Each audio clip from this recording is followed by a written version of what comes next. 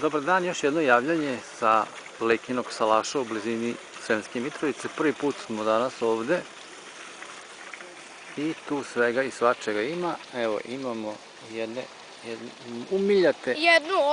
jednu od umiljatih maca koje nas prate u stopu od kad smo došli ovde.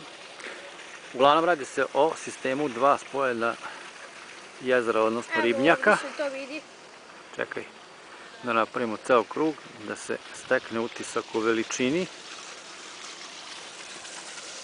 A, tu je kanalčić koji ih spaja.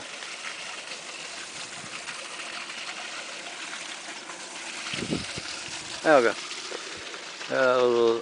Ulov nam je danas bio dosta uspešan. Za sada imamo 10 manjića, 3 su preminula. Što se kaže, jednog su mačke pojele, drugog ostala dva smo morali da sečemo, a imamo i ulov. Evo ga. A, nema, nego je samo potonuo povod bez razloga. Izgleda to i tako.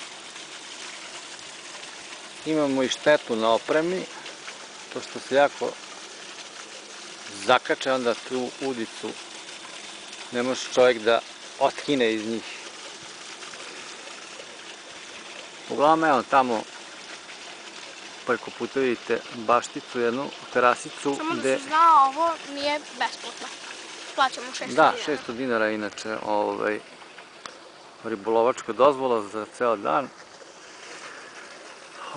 Restoran trenutno ne radi, na našu veliku žalost. Moštili smo se za neke riblje čorbe i tako dalje, ali ćemo to morati da potražimo na drugom mestu. Na kraju smo imali sasvim pristojno vreme, sunčano popodne.